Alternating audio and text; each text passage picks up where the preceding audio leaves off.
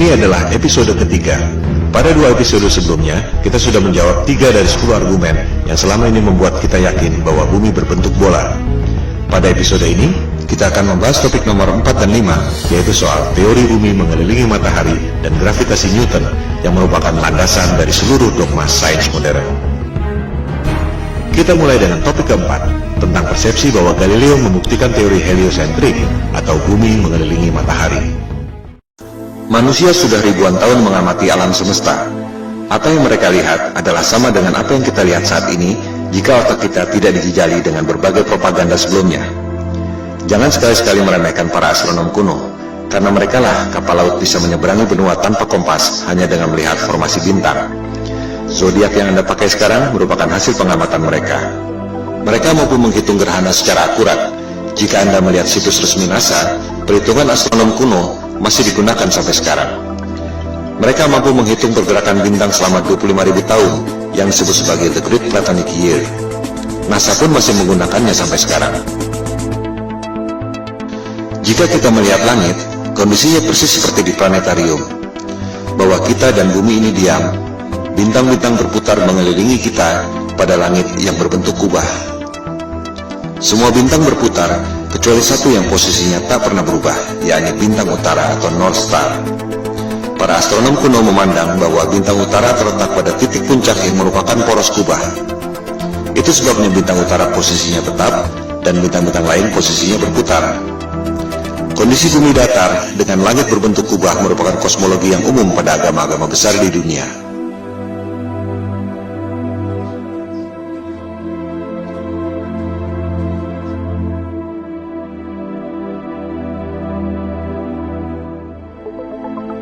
Yang tak banyak diketahui orang adalah peta standar dunia sebelum berdirinya NASA tahun 1958 adalah peta bumi datar. Silakan Anda buka situs Boston Public Library. Anda akan menemukan peta seperti ini. Judulnya, Peta Standar Dunia yang Baru. Ciri-ciri peta bumi datar ialah pusat lingkaran adalah kutub utara. Oleh sebab itulah jarum kompas selalu menunjuk arah utara, yaitu ke pusat lingkaran bumi. Posisinya persis di bawah bintang utara tempat semua bintang berputar, seperti yang telah dijelaskan tadi. Pulau-pulau dan benua-benua tersebar mengelilingi pusat lingkaran, yakni kutub utara.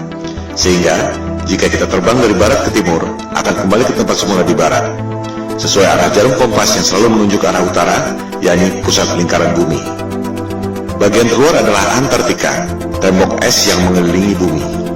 Jika peta itu di zoom, tulisannya adalah lingkaran Antartika. Tak ada kutub selatan pada peta bumi datar.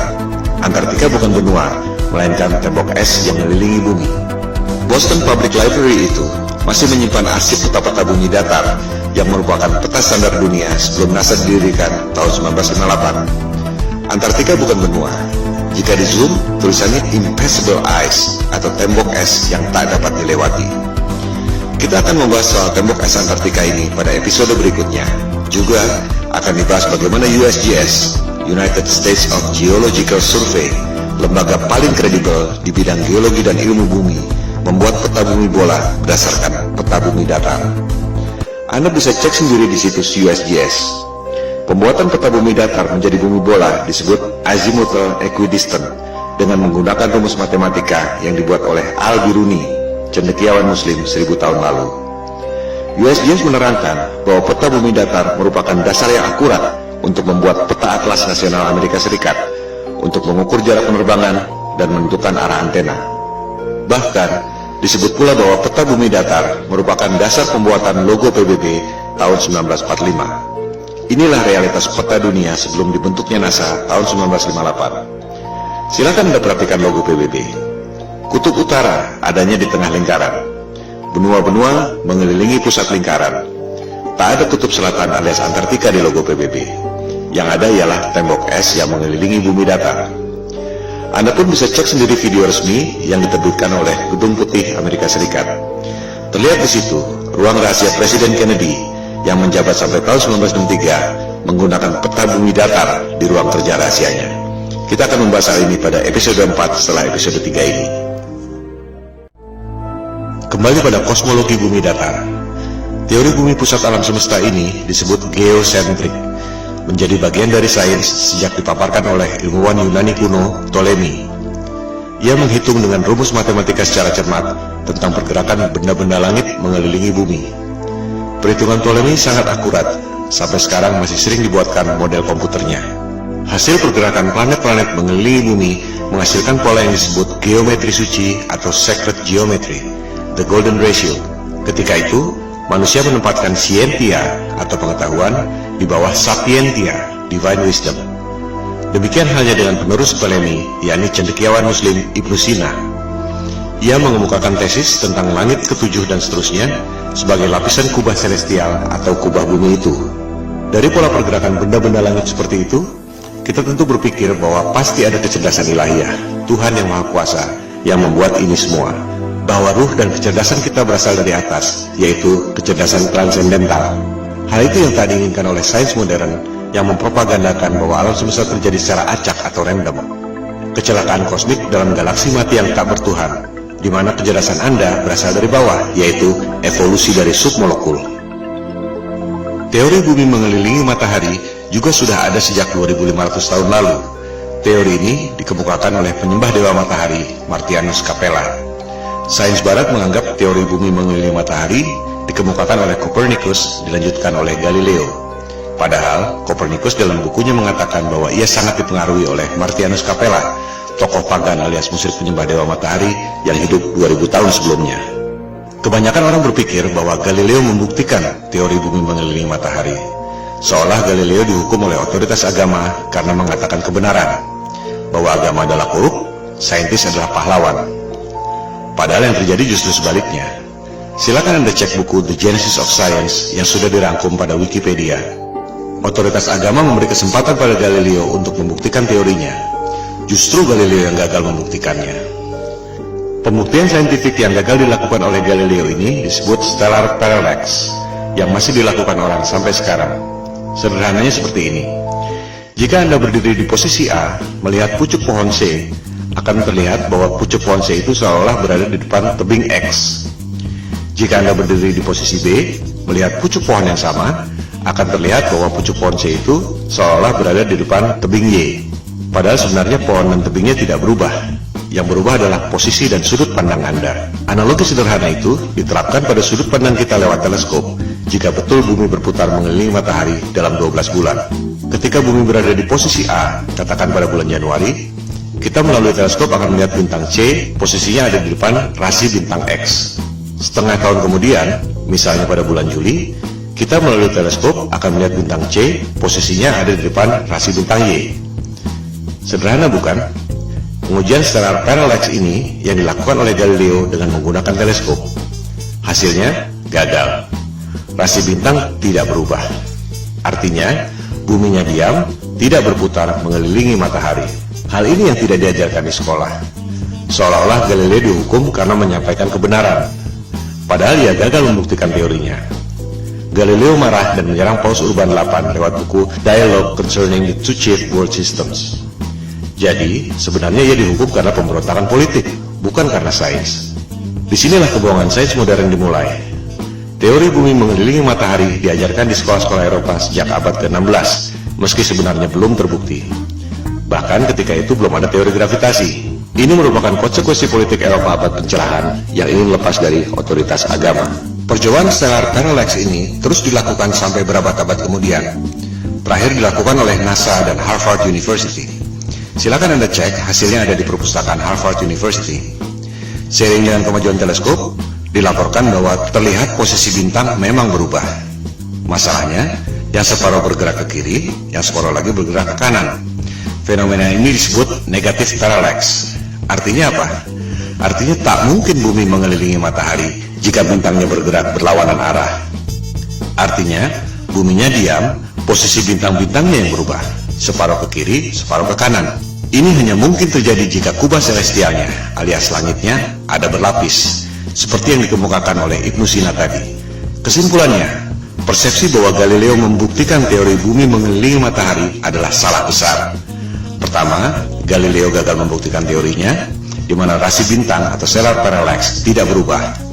Kedua, sampai zaman modern pun, NASA dan Harvard University tak berhasil membuktikan stellar parallax. Yang ada justru negatif parallax, separuh rasi ke kiri, separuh rasi ke kanan. Dengan demikian, terbukti bahwa teori bumi mengelilingi matahari yang dikemukakan oleh Copernicus dan Galileo yang diajarkan di sekolah-sekolah seluruh dunia dan merupakan indoktrinasi ke otak kita semua adalah kebohongan sains modern.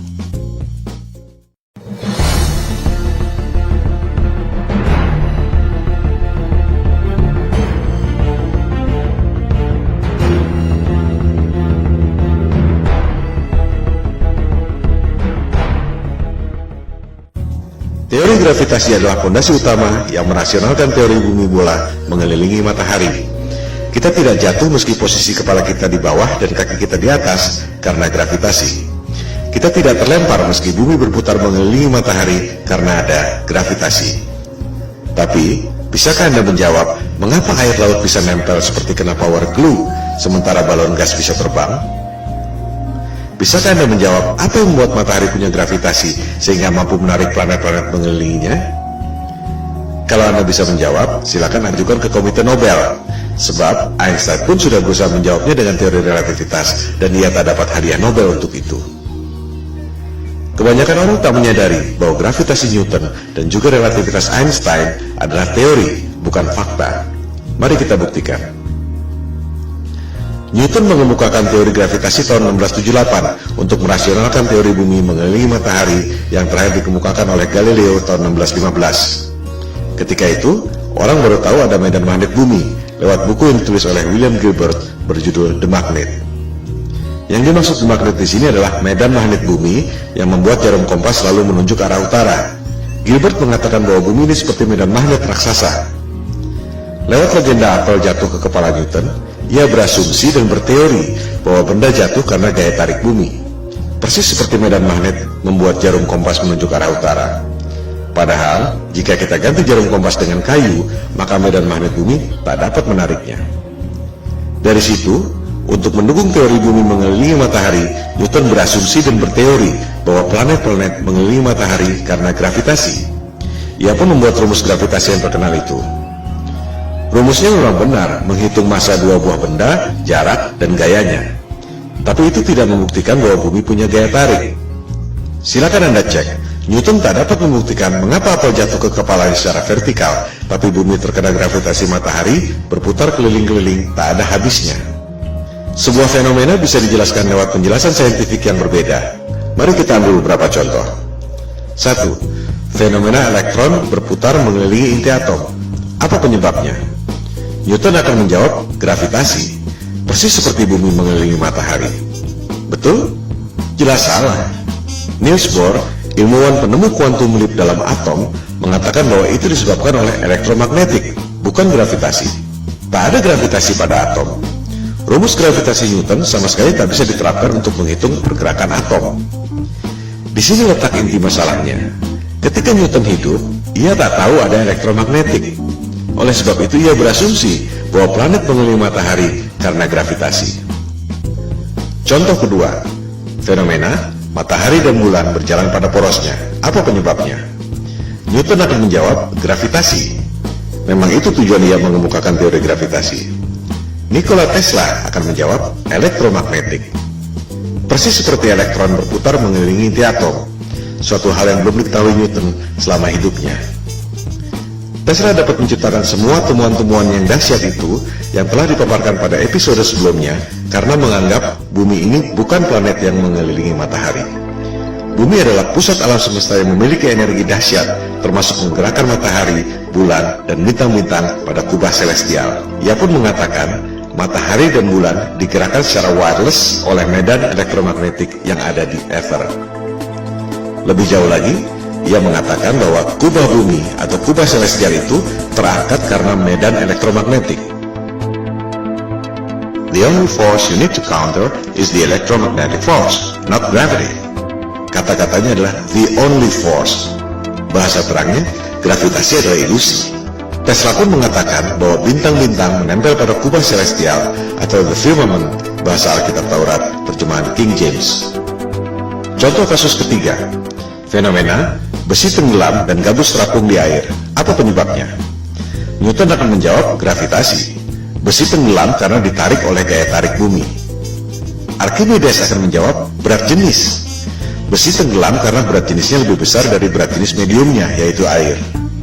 Gabus terapung karena berat jenisnya lebih kecil dari berat jenis mediumnya, yaitu air. Kita lihat, sebuah fenomena bisa dijelaskan dengan paradigma sains yang berbeda. Contoh kasus keempat, fenomena balon helium terbang di udara. Newton dengan paradigma gravitasinya mungkin terpaksa menjawab anti-gravity. Archimedes akan menjawab dengan hal yang sama, berat jenis. Balon helium terbang karena berat jenisnya lebih kecil dari berat jenis mediumnya, yaitu udara. As simple as that. Coba kita simak baik-baik foto ini. Air laut bisa nempel tanpa ada setetes pun yang tumpah. Sementara, kalau kita goyangkan gelas ke atas, air pasti muncrat ke atas sebelum jatuh ke bawah. Padahal, tenaga kita tidak sebesar tenaga samudra.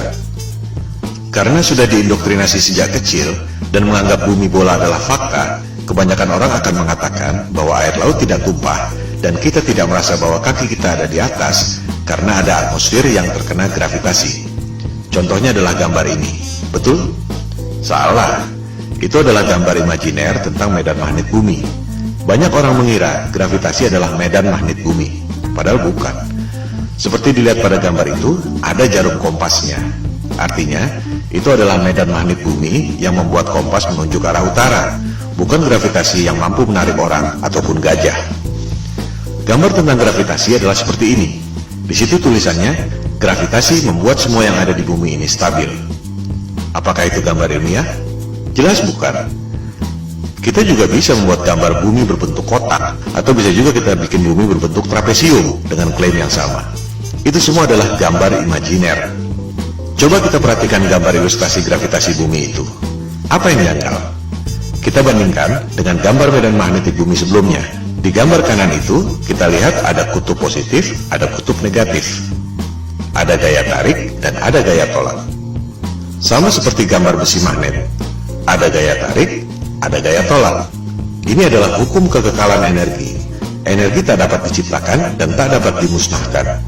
Hanya bisa berubah bentuk. Contohnya, orang niup balon. Jika balonnya mengembang, pasti paru-paru yang niup itu mengempis. Tak mungkin ada balon mengembang terus jika tak ada energi lain yang mengempis. Inilah hukum kekekalan energi. Nah, itu teori gravitasi, ada gaya tarik bumi, tapi tak ada gaya tolak.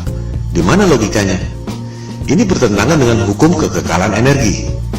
Sekali lagi, gambar-gambar pendidikan yang canggih-canggih itu adalah gambar imajiner. Tergantung asumsi orang yang membuatnya, bukan berarti bahwa itu fakta. Newton tak dapat menjelaskan mengapa bumi bisa punya gaya tarik. Yang bisa menjawab itu adalah Einstein tahun 1905. Dia bilang, gravitasi terjadi karena massa yang besar seperti bulan, bumi, matahari membuat ruang dan waktu melengkung. Wow, sungguh ide yang brilian yang tak terpikirkan dalam imajinasi saintis manapun di dunia. Itu yang membuat Einstein seorang jenius yang lain dari yang lain. Sebuah teori yang sangat indah. Pertanyaannya, apakah teori itu betul? Itu cuma teori yang ada dalam tulisan dan gambar, tak pernah ada di alam nyata. Contohnya ini, orang mencoba menjelaskan teori relativitas Einstein, bagaimana ruang dan waktu melengkung, menciptakan gravitasi yang membuat planet-planet mengelilingi matahari.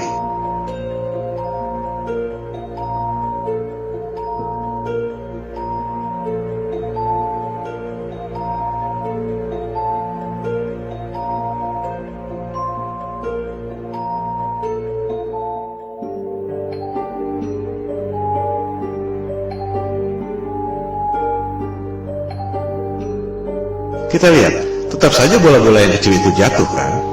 Tak mungkin ada benda berputar-putar terus selama ribuan tahun.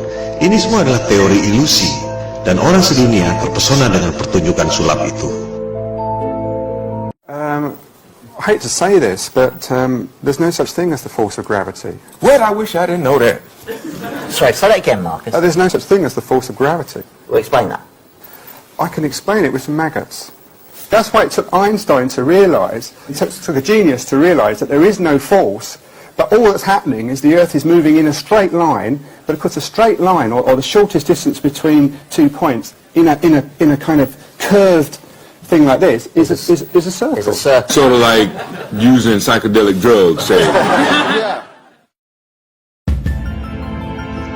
Gravitasi adalah ilusi, yang nyata adalah elektromagnetik dan berat jenis. Mari kita buktikan.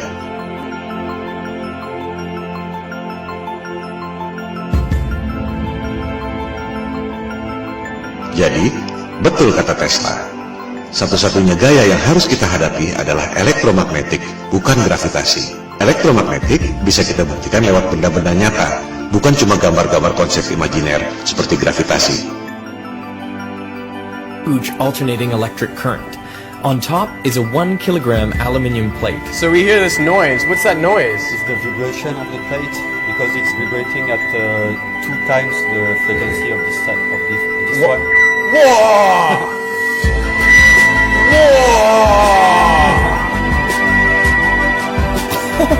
How does it do that? To find out, I've come to the place where it all started, the Royal Institution in London. Ini semua bermula dari abad pencerahan Eropa, di mana kelompok Freemason atau penyembah iblis yang kebanyakan adalah para intelektual, raja-raja, bangsawan, dan aristokrat ingin menggantikan peran agama dan ketuhanan untuk menguasai umat manusia di dunia. Mereka tidak melakukannya dengan tentara seperti Genghis Khan atau Alexander yang Agung. Kaum Freemason melakukannya lewat intelektual, propaganda, dan mind control. Bermula dari teori bumi mengelilingi matahari. Supaya kelihatan masuk akal, dibuatlah teori gravitasi. Padahal benda jatuh ke bumi karena berat jenis, dan benda bisa berputar-putar dalam orbit karena elektromagnetik. Untuk membuktikan bahwa gravitasi itu nyata, Einstein membuat teori relativitas. Ruang dan waktu melengkung dan membuat gravitasi. Padahal, kalau konsep itu dibuktikan lewat benda, terbukti bahwa benda-benda yang kecil-kecil itu pasti jatuh juga ke benda yang besar. Supaya kelihatan rasional, dibuatlah asumsi baru. Ada kekuatan maha dahsyat yang membuat benda itu berputar-putar, yaitu Big Bang. Apakah Big Bang itu fakta? Jelas bukan. Itu adalah teori. Bahkan di kalangan mereka sendiri pun, Einstein misalnya, tak percaya dengan Big Bang. Ia berpikir bahwa alam semesta ini steady state, tak ada awal, tak ada akhir. Big Bang dan gravitasi adalah Tuhan palsu sains modern. Semua pertanyaan yang tak terjawab dilemparkan pada dua hal itu. Media-media dan dunia pendidikan mempropagandakan teori Big Bang seolah fakta, lengkap dengan gambar-gambar canggih yang sebenarnya cuma imajiner. Berikut usia alam semesta 14 miliar tahun yang sebenarnya cuma perhitungan matematika berdasarkan asumsi. Oleh sebab itulah Tesla mengatakan, para saintis ini hanya menghitung matematika dari rumus ke rumus, dan akhirnya menciptakan struktur yang tak ada hubungannya dengan realitas. Model alam semesta berdasarkan asumsi matematika itu, jika asumsi dasarnya salah, maka semuanya runtuh. Gravitasi adalah ilusi, yang nyata ialah elektromagnetik dan berat jenis. Oleh sebab itulah, Goethe, intelektual terkenal dari Jerman, mengatakan bahwa gravitasi Newton itu adalah mistisisme sains. Newton menipu diri sendiri. Saya mengutuknya. Itu adalah kosmologi orang gila, kata Goethe. Dengan demikian, kita tutup argumen kelima yang membuat kita sebelumnya yakin bahwa bumi ini berbentuk bola. Gravitasi Newton adalah teori, ilusi, konsep imajiner berupa gambar-gambar yang tak pernah bisa dibuktikan lewat benda. Gravitasi dan juga Big Bang adalah Tuhan palsu yang merupakan fondasi utama kebohongan sains modern.